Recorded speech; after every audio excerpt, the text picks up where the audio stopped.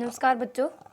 आशा आप सब स्वस्थ होंगे, अपनी पढ़ाई, सेहत, परिवार का ध्यान अच्छे से रख रहे होंगे। आपको इस कोरोना काल में अपनी इम्यूनिटी पे थोड़ा ध्यान रखना चाहिए, अपनी हेल्थ का भी ध्यान रखना चाहिए। आप अपनी इम्यूनिटी को थोड़ा इम्प्रूव करने के लिए थोड़ा योगा कर सकते हैं, जॉगिंग कर सकते हैं, हेल्दी डाइट ले सकते हैं, ठीक है? तला हुआ कम कर दें। ऐसे कुछ आप काढ़े पी सकते हैं। तो ऐसे कुछ रिकमेंडेशन आप लेके योगा से लेके, मेडिटेशन से लेके, मॉर्निंग वॉक से लेके अपनी जो हेल्दी फ्रूटफुल आदतें हैं उसको अपना के इसमें थोड़ा और स्वस्थ रह सकते हैं। पहले भी मैंने आपको बताया है कि डेली का काम आपको डेली करना है, कोई भी काम पेंडिंग बिल्कुल भी नहीं छोड़ना है। ओके, कल हम अर्थक्वेक के बारे में पढ़ रहे थे। अर्थक्वेक क्या है, प्राइमरी, सेकेंडरी, एल वेव्स क्या हैं, प्राइमरी कैसे आती हैं, सेकेंडरी कब आती हैं, एपिसेंटर क्या होता है, फोकस क्या होता है, इनके बारे में कल हमने पढ़ा था। आज जो हम पढ़ेंगे वो है भूकंपों का वर्गीकरण, जिसको बोलते हैं क्लासिफिकेशन ऑफ अर्थक्वेक। अर्थक्वेक होते हैं वो कई प्रकार के होते हैं। आपका एक जो अर्थक्वेक है वो प्राकृतिक नेचुरल होते हैं जो आपके आते हैं। कुछ आपके होते हैं जो वोल्केनो से आते हैं। जब कल मैंने आपको बताया था कि कोई प्लेट है, उस प्लेट के नीचे से जब लावा बाहर निकलता है तो निकलते टाइम वो ट्रिमेंडस बिल्कुल तेज़ आवाज़ आती है, वो जब प्लेट टूटती है उसको ज्वालामुखी। टेक्टोनिक जो अर्थक्वेक आते हैं, टेक्टोनिक अर्थक्वेक क्या है? फॉर एग्जांपल ये आपकी प्लेट है, ये आपकी अनोदर प्लेट है, यहाँ से जब ये जा रही है, इधर से ये आ रही है, जब दोनों में कन्वर्जेंस होता है तो टकराती हैं, तो आपके टेक्टोनिकली मूवमेंट है। जो हमारी सियाल है वो साइमा पे तैर रही है, ऐसा माना जाता है। सियाल, साइमा, नीफे 3 लेयर्स होती हैं इसमें। ये देखो, ये सियाल होगी, ये साइमा होगी और ये निफ़े होगी, तीनों अलग अलग हैं। सबसे अंदर सियाल है, उसके बाद साइमा, उसके बाद निफ़े, ये हमने पढ़ा था।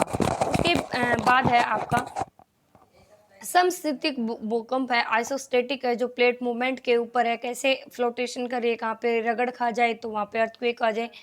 तो बैलेंस है। आइसोस्टेटिक क्या है? बैलेंस है। आपके माउंटेन एरिया है और नीचे आपका ओशियन है। जब ओशियन में आपका इरोजन हो के डिपोजिशन होता रहता है तो ओशियन में क्या आ जाता है, आपका ज़्यादा आ जाता है मटेरियल, और ज़्यादा आने की वजह से इम्बैलेंस हो जाता है।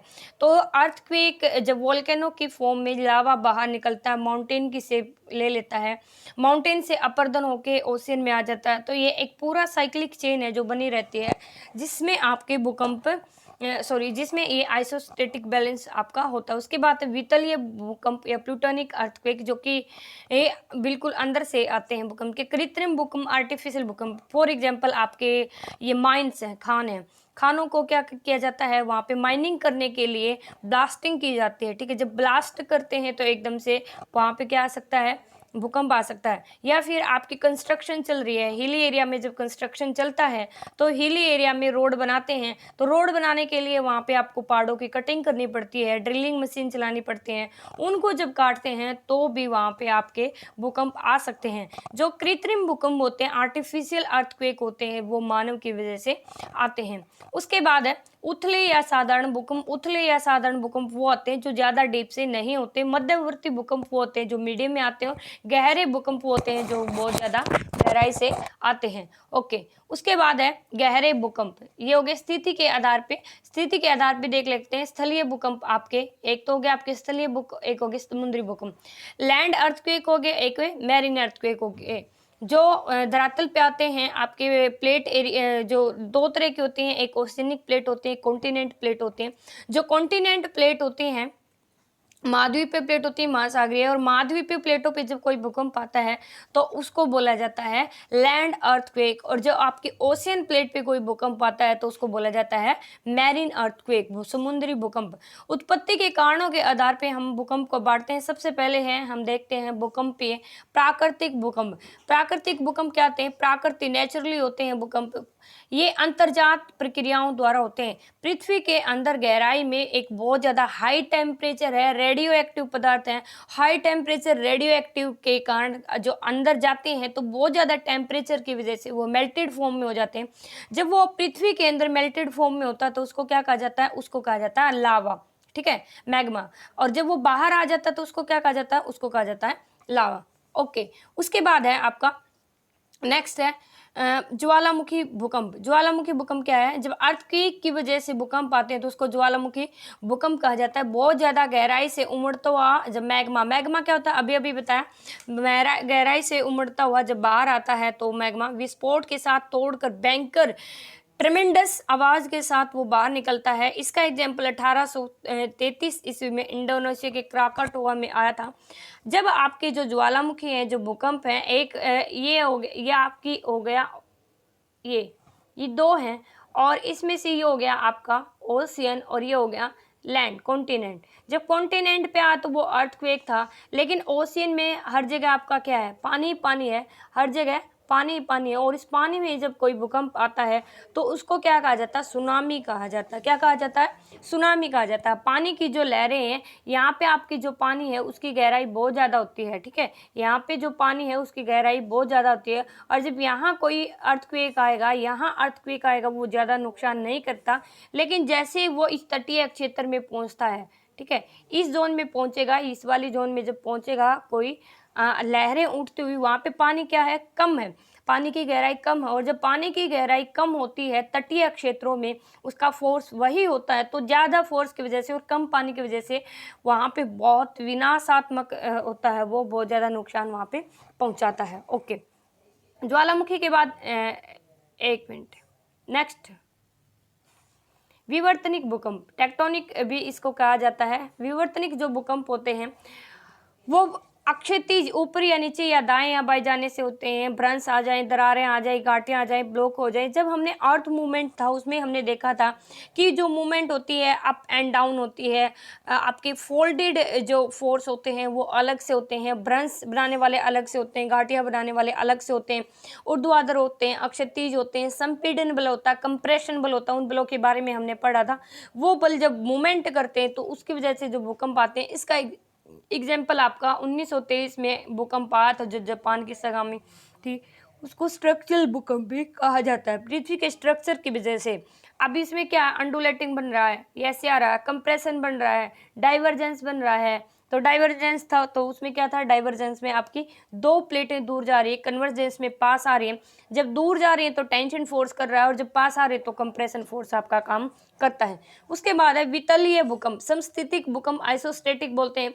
सर्कमफेरेंस रीजन जो आपका है, नवीन वलित परत, फोल्डेड माउंटेन यहाँ पे पाए जाते हैं। Pacific of ring of Pacific fire का नाम सुना होगा, जहाँ भी आपकी जो पर्वतीय क्षेत्र है जहाँ न्यू फोल्डेड माउंटेन पाए जाते हैं, उसमें चट्टानें टूटकर समायोजित हो जाते हैं। 1949 में हिंदूकुश श्रेणी में आया, इसका एग्जाम्पल था। वितलीय के ये भूकंप पृथ्वी के अंदर 300 से 720 की गहराई से आते, 300 किलोमीटर से 720 की गहराई तक आते हैं। रासायनिक खनिजों में ये विस्फोट के साथ बाहर आते हैं, इसको बोलते हैं रीअरेंजमेंट के कारण। जब वो अपने आप को एडजस्ट करने की कोशिश करती है तो ये वो भूकंप आते हैं। उसके बाद है कृत्रिम भूकंप। कृत्रिम भूकंपों के बारे में मैं पहले भी बता चुकी हूँ। कृत्रिम भूकंप वो आते हैं मानव की वजह से आते हैं, या तो आपका क्या हो गया कि आप कहीं पे कोई सुरंग खोद रहे हैं या फिर किसी डैम का कंस्ट्रक्शन कर रहे हैं, फिर रेलवे की रेल लाइन बिछा रहे हैं, तो वहाँ बम ब्लास्टिंग करके वहाँ पे उस चट्टान को तोड़ा जाता है। ऐसे तोड़ना उसको आसान नहीं है। या कहीं पे कंस्ट्रक्शन कर रहे हैं, हिली एरिया में जब कंस्ट्रक्शन करते हैं तो उसको तोड़ना आसान नहीं होता। ब्लास्टिंग के माध्यम से जब उसको तोड़ते हैं तो वहाँ पे क्या आता है? आपका भूकंप आ सकता है। धड़ाम से जब वो नीचे गिरती है तो आपकी अर्थ कांपती है। उथले भूकंप वो भूकंप होते हैं जिनकी गहराई कम होती है। अब मैं 3 तरह के भूकंप की बात करूंगी, उथले, मध्यवर्ती और गहरे भूकंपों के बारे में हम बात करते हैं, ठीक है। एक तो आपके हो गए उथले भूकंप, एक हो गया आपके मध्यवर्ती भूकंप, एक हो गया आपके गहरे भूकंप। जो उथले भूकंप होते हैं वो भूकंपों की जो ऊंचाई होती है वो कम होती है। फॉर एग्जाम्पल यहाँ पे है आपके 70 किलोमीटर की गहराई से आए, वो कौन सा हो गया? उथला भूकंप। 70 से जो 300 के बीच में आ रहा है वो कौन सा हो गया? आपका मध्यवर्ती भूकंप। और 300 से 720 के बीच में आ रहा है वो कौन सा होगा? गहरा भूकंप। अब इसको आपको याद करना मुश्किल होगा, आप एक साइड वाली लाइन याद कर लीजिए। उथले की देखते हैं, एक है आपका 70, दूसरे में भी लिख लेते हैं 70, फिर है आपका 70 के बाद कौन सा है? 300, और उसके बाद है 720। तो पहले में तो आ गया 720 और 300 के बीच, दूसरे में आ गया 70 से, यहाँ 300 लिख दो 300 के बीच, और यहाँ आ गया 70 से तक। तो पहला हो गया 70 जो कम गहराई से हैं, उथले हुए हैं। मध्यवर्ती गहराई के 70 से 300 हैं और बिल्कुल गहराई के 70 से 720 की गहराई तक आपके भूकंप पाए जाते हैं। स्थिति के आधार पे हमने दो तरह के भूकंप किए थे। एक आपका मैंने बताया था स्थलीय भूकंप और एक बताया था आपका मैंने समुद्री, जो आपके ओशियन एरिया में आता है। ओशियन एरिया में आने वाले भूकंप पे वहाँ पृथ्वी तो है नहीं ना, भूकंप आता है नीचे है, तो ऊपर जब भूकंप आता है आपका सरफेस पे तो वो किसका रूप ले लेता है? सुनामी का। और सुनामी कब घातक और विनाशकारी होती है मैंने बताया। एक है आपका जो है महाद्वीपों और द्वीपों पे जो भूकंप आते हैं वो ज़्यादा घातक और विनाशकारी होते हैं, क्योंकि उनकी संख्या समुद्री भूकंपों से ज़्यादा होती है। और एक डिस्ट्रक्शन इस चीज़ पे भी डिपेंड करता है, कल मैंने बताया कि वहाँ पे पॉपुलेशन डेंसिटी कितनी है। फॉर एग्जांपल 7.9 का आया एक एरिया में, यहाँ पे मैं आपको दिखा देती हूँ।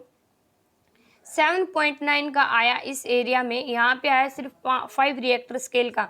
यहाँ पे जो भूकंप आया यहाँ की पॉपुलेशन डिस्पर्स थी, कहीं कहीं पे थी, और यहाँ पे जो भूकंप आया वहाँ की पॉपुलेशन डेंसली पॉपुलेटेड थी। तो डेंसली पॉपुलेटेड होने के कारण हायर आपका इंफ्रास्ट्रक्चर था, बिल्डिंग थी, डेंसिटी की वजह से यहाँ पे तहस नहस और विनाश ज़्यादा है, यहाँ पे कम है। इस चीज़ पे भी क्लासिफिकेशन ऑफ अर्थक्वेक में हम देखते हैं काज ऑफ ओरिजिन, किन कारणों से भूकंप आए। Depth and focus, depth and focus में हमने देखा एक तो कृत्रिम भूकंप आते हैं, एक प्राकृतिक भूकंप आते हैं। कॉज ऑफ में हमने ये देखा, कॉज में देखा कि पृथ्वी में गहराई है, मैग्मा है, रेडियो एक्टिव पदार्थ हैं और टेक्टोनिक मूवमेंट हैं, आइसोस्टेटिक बैलेंस है, उसकी वजह से भूकंप आते हैं।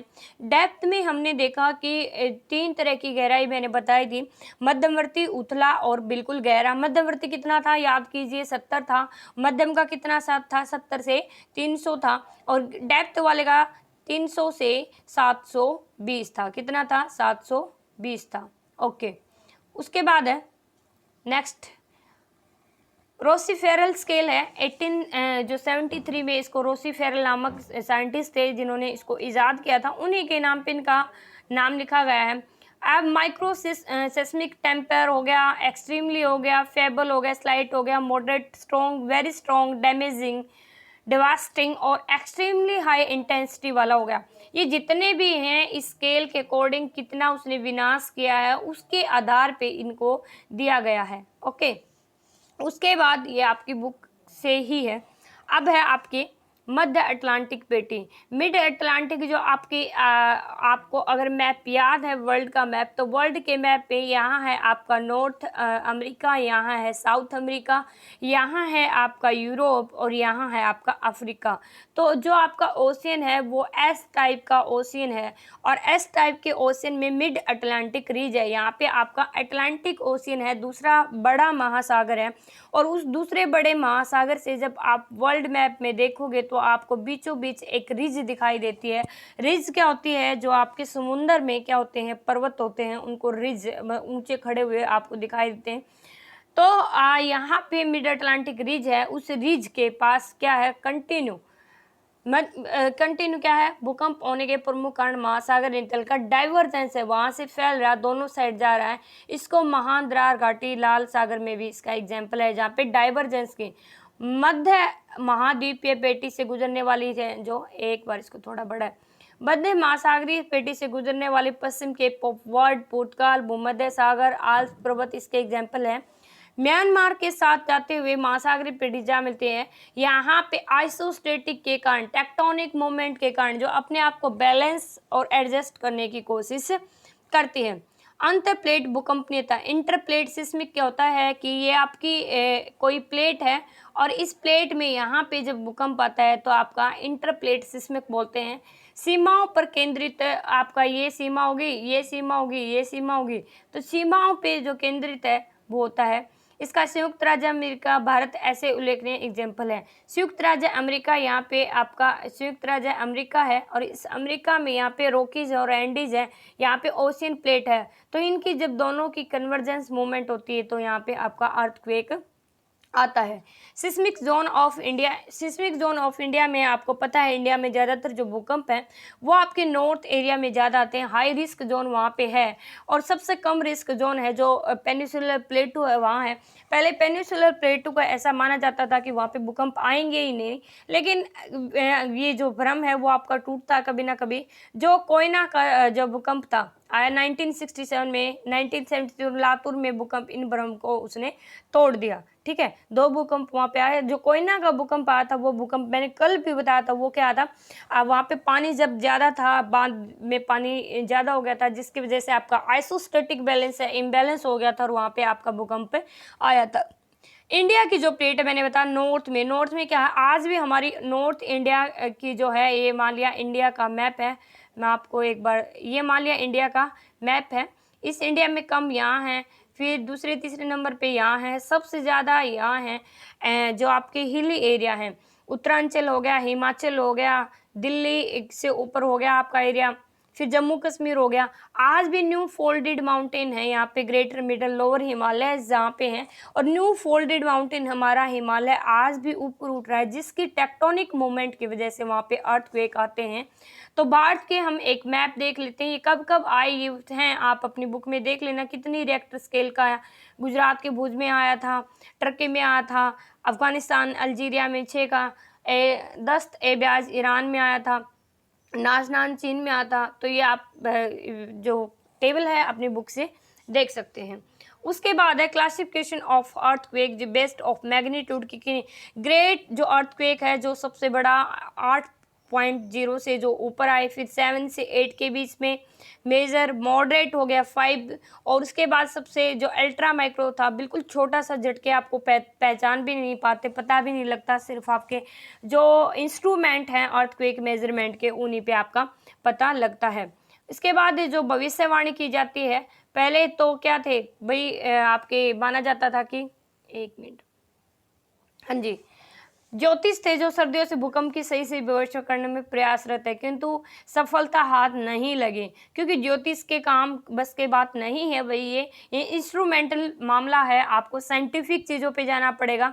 वर्तमान में जो हमारे भूग्रहवेता हैं उन्होंने काफ़ी इससे चीज़ें सॉर्ट आउट की हैं, फिर भी एक उम्मीद जगी है कि इन फ्यूचर हम इसके बारे में पता ज़्यादा लगा सकते हैं। जो पक्षियों का व्यवहार है, विचित्र व्यवहार हो जाता है, जैसे हम बोलते हैं जब कुत्ते के बार बार रोने की आवाज़ आती तो हम मानते हैं अशुभ होगा, सांप या चींटियों का या दीमक का बाहर निकला, बिलों से बाहर आना, उछल कूद करना, बत्तखों का पानी से बाहर आना, चिड़ियों का ज़्यादा तेज़ी से चहचहाट करना, कुत्तों का जो रुदन होता है उसकी वजह से, ये एक सिग्निफिकेंट मतलब एक साइन है कि भाई यहाँ पे अर्थक्वेक आ सकता है। जो उनकी सेंसरी होती है, जो उनकी संवेदना होती है, वो इंसान के कंपैरिजन में ज़्यादा होती है। ये वर्ल्ड में आप जब देखोगे जहाँ पे भी कन्वर्जेंस बेल्ट पाई जाती हैं, उस कन्वर्जेंस बेल्ट के एरिया में आपकी रिंग ऑफ पैसिफिक फायर इसको बोला जाता है, ये एक अंगूठी नुमा संरचना बनाती है। जब आप वर्ल्ड में देखोगे, यहाँ पे नॉर्थ अमेरिका, यहाँ पे साउथ अमेरिका, यहाँ पे एशिया है और यहाँ पे ऑस्ट्रेलिया है, ये उस मैप को मर्ज कर दिया गया। आप सोचोगे यहाँ क्या है, यहाँ तो एंड हो जाता है, जब दूसरी साइड जाके उसको इधर लेके आओगे तो एक रिंग सी बनती है, इसको रिंग ऑफ पैसिफिक आर या अग्नि विलय भी बोला जाता है, क्योंकि यहाँ पे जब एक ओशियन और एक कॉन्टिनेंट, यहाँ पे नॉर्थ अमेरिका की, यहाँ साउथ अमेरिका की, दोनों कॉन्टिनेंट के और यहाँ पे ओशियन की प्लेट कन्वर्ज होती हैं, तो यहाँ पे अर्थक्वेक आता है। ओके, ये आपका ये अभी अभी मैंने किया भूकंपों की भविष्यवाणी के बारे में। तरंगों की गति से परिवर्तन, जो रूस और जापान में भूकंप की जो ऑब्जर्वेशन है, तरंगों की गति में परिवर्तन से भी पता लगा लेते हैं। भूपटन का विरूपण, कि पहले जो चट्टान है वो गबंदा आकार उभार होने लग जाता है, फॉर एग्जाम्पल यहाँ पे दे रखा, विस्तारण होने लग जाता है, जो आपकी दाब सी था वो हटने लग जाती है। दरारों की उपस्थिति, जल संवित फॉटन, ये आपकी जियोडी मीटर से इसको मापा जाता है, जिससे आप उनका अंदाजा लगा सकते हैं। आवर्ती का पता लगाना, आवर्ती अभी 2 साल में भूकंप आता है, मान लिया जम्मू कश्मीर में इस टाइम पे आया था, तो वो एक साइक्लिक बन जाता है कि इस फेज के बाद 2 साल, 3 साल, 4 साल, हर 2 साल के बाद या हर 1 साल, हर 6 महीने के बाद यहाँ पे अर्थक्वेक। जब बार बार कहीं पे भूकंप आता है तो उसको रिकॉर्ड किया जाता है और फिर पता लगाया जाता है कि भी ऐसा। ऐतिहासिक पृष्ठभूमि का ये है कि भी वहाँ पे भूकंप पहले कब आया था, कितनी रिएक्टर स्केल का आया था। फॉर एग्जाम्पल दिल्ली के 40 वर्षों में 6.0 जो मैग्नीट्यूड है उसका भूकंप आता है। हर भूकंप में अलग अलग दशाएं होती है, अलग अलग उपज होते हैं, अलग अलग पूर्वानुमान होते हैं, मतलब फोरकास्टिंग उनमें की जाती है। भूकंप से सुरक्षा के लिए हमें क्या करना चाहिए, ऐसा कह रहा है कि संगठित प्रयासों से एक तो हमें फोरकास्टिंग पे काम करना चाहिए, दूसरा है कि नीतिगत रक्षा कवच है जो हमें उसको उसका भूकंप के विरुद्ध उसका अपनाया जाना ज़रूरी है।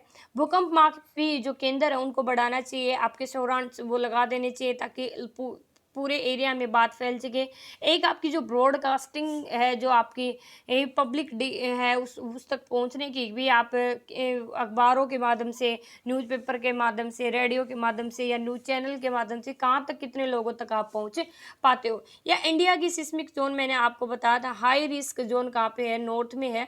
यहाँ पे very high risk zone area मैंने दिखा रखा है, फिर मिडम है, फिर सबसे कम रिस्क वाला ज़ोन आपको पता है पेन। यहाँ पे सबसे ज़्यादा हाई रिस्क है क्योंकि यहाँ पे अभी टेक्टोनिक मूवमेंट चलते हैं, ठीक है। ये सेकंड रिस्क ज़ोन में है, इसके बाद ये भी सेकंड रिस्क में, और सबसे कम है जो लो रिस्क ज़ोन वो यहाँ पे है, ठीक है। येलो वाली क्या हो जाएगी मॉडरेट में, हाई रिस्क वाली ज़ोन ऑरेंज में, और बिल्कुल वेरी हाई रिस्क ज़ोन है वो आपकी हो जाएगी रेड में। ये आपका यहाँ पे अर्थक्वेक के बारे में आज कंप्लीट होता है। कल जो हम पढ़ेंगे वो आपके वोल्केनिक के बारे में, ज्वालामुखी के बारे में पढ़ेंगे। ज्वालामुखी और भूकंप एक दूसरे के भाई बहन ही लगा लो, दोनों में सेम ही है कि कहाँ पे ज़्यादा आते हैं, कहाँ पे कम आते हैं, उसके लिए क्या रिस्पॉन्सिबल है। फिर भी कल हम उसको डिटेल से पढ़ेंगे। Thank you very much. जय हिंद, जय भारत।